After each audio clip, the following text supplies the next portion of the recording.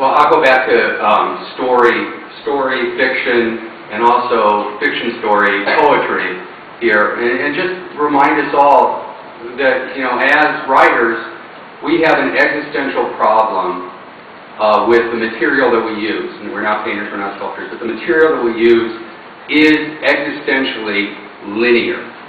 And I think when you have to write starting the left in English, starting at the top of the page, left hand. I mean, we have to write in lines. And so I think story often we associate with that linear nature, and it's a kind of writing that wants to go with the existential nature of the material. It lines up. It's going to go someplace. And a story, I think, when we talk about a story, I think we think of it that way. That it's going to take us from one place to another. But I think there are some cussedness in some of us, and especially in poets, who may or may not be out there. Poets, for a long time, have really wanted to find interesting ways to resist the linear nature of the language. So that you can have an experience as a reader that is akin to looking at a painting.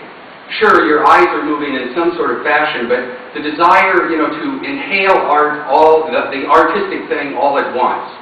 And I think there is an impulse in hint fiction, in short fictions, and definitely in poetry, to create, even though it's very difficult to do, to create that kind of simultaneity of language hitting you like Phil Spector's wall of sound, that you want all of it at the same time. And I think that's this interesting challenge for me, and so in a way I would think that Hemingway's story does have a story thing. You need to sort of go forward, in order to sort of get it. But then here's a long story, say, a story of In the Heart of the Country by William Gass. It goes on for 35 pages, and yet it goes nowhere.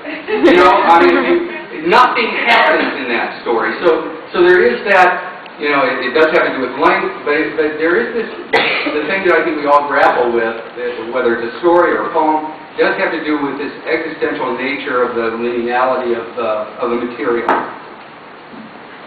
Going off what Roxane was saying about finding that balance with the reader, and I think this is a really important part, just as as writers, find that perfect balance where we're not going to explain too much, we're not going to explain too less.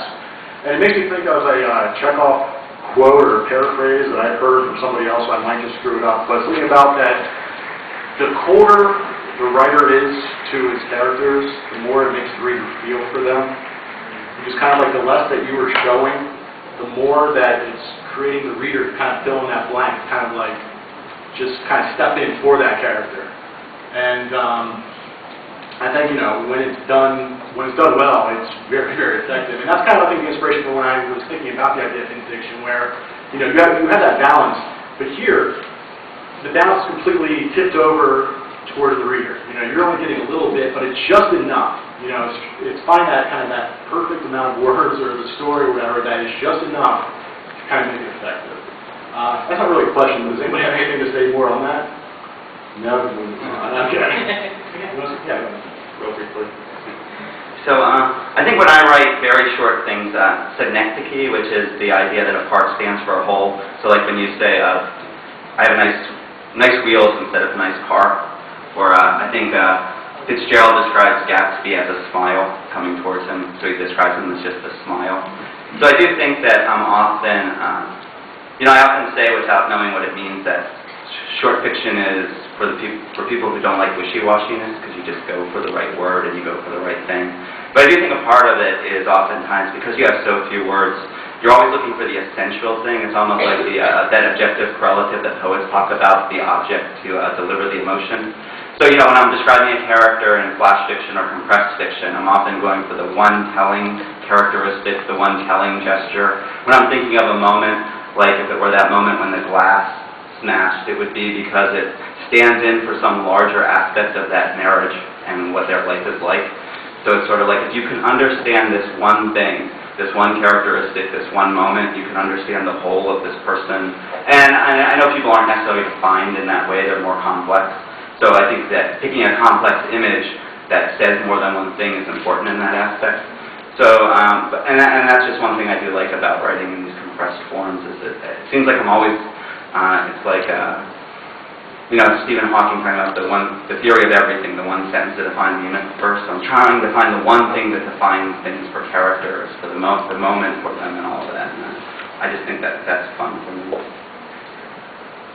Before we move on, we did get one Twitter question so far, so let's go with that. We talked about the hidden fiction versus the whole traditional establishment kind of just thinking there, but what about hidden fiction as an ambassador to the non-literary publics?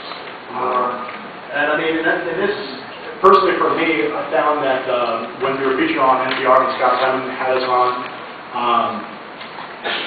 that really, I think, struck chord with a lot of people who were not, for people who have not been to college, classes for this, have not sat in, classrooms discussing this.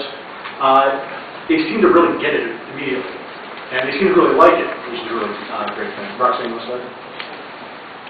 I think that is one thing that fiction does really well, is that sometimes I think people are overwhelmed by the idea of writing, of the idea of storytelling, because it is immense. You read a book and you think, how do I go from 0 to 60? How do I go from the blank page to this beautiful work of literature? With hidden fiction, you have that 25-word restriction, and so you know that there's an end to it, even if you don't know how you're going to get there.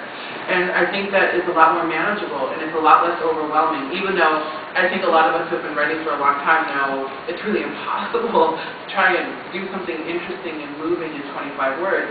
But if you don't know anything about writing and you need something to start, you can say, you know what, write me a story with 25 words. I have found it really useful in the classroom. I just finished my PhD, and I was teaching at Michigan Technological University, which is a primarily engineering school.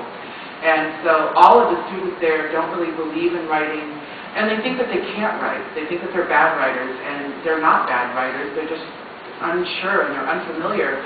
And so during my last year, when I was thinking about this anthology and trying to think about what I was going to do for this anthology, I had my students start to write to me in 25-word segments, just to get them started towards writing longer work.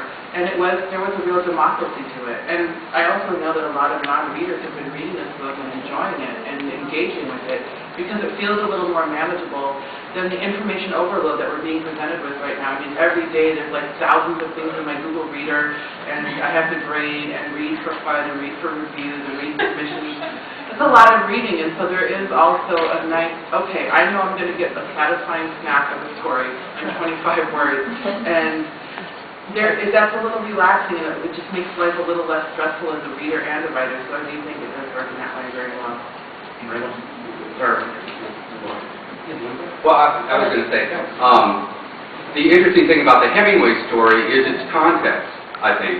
Even though we read it in a book, say, or here in the context of this thing, the story itself presents itself in the context of something found on a bulletin board or in a newspaper. And it is interesting, I think that's one thing as a teacher of graduate program, undergraduate writing, is that we forget that we're not only having our students write a story or whatever, we concentrate so much on that, but we forget about the artist's interaction with the context, the setting of the story, to the point that it's even transparent to us now. I mean, the setting of most of our stories will be, say, literary magazines. Do we think about that? I mean, we sort of hand that over to the designer of the literary magazine. But if we were to take our story, say, and publish it not in a literary magazine, but in a newspaper, I mean, how does that change the story? And how, as an artist, do you want to actually also control the setting of the story of this presentation, as well as the creation of the words of the story? And that, I think, the brevity here can be really interesting. Why should it be that we all wrote for Robert when instead we could have started writing this and actually taking out ads in a newspaper? Well, it wouldn't be very good because nobody even reads those ads anymore. But boy, there is fertile ground in Craigslist, and I've already seen 2 or 3 people working Craigslist. If you go to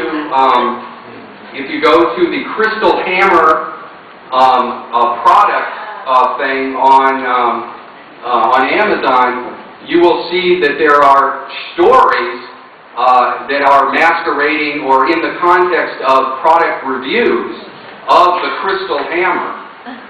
So Right. I mean, there's the way of making this public, and still being literary, still being artistic, but presenting it in a different kind of context that is not controlled by somebody else, but by you too as a writer. Not just the thing you're writing, but the actual frame in which you're presenting it. At Pank last year at AWP, we had writers write us stories and we put them in fortune cookies. Yes. And so there are a lot of fun places where you can put these stories. Sure. Yeah. I thought the question was, You are a lawyer. I paid for this one. I thought the question was really aimed at the reader as opposed to the writer, or did I mishear it? I guess more like the casual reader.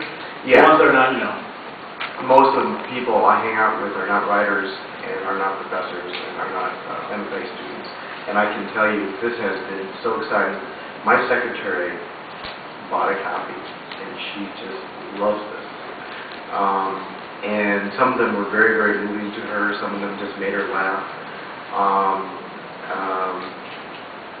This has reached people in a way, I think, that where a novel might scare some folks who are not used to reading larger works. I consider this literature, and I consider this literature that is not scary to your average person. And they don't realize, I think, probably at some level, that they're reading something that's now being taught in colleges. So it's kind of like a gateway. Gateway drug. Gateway drug. This is the marijuana to meth. That's why it's green. Martin.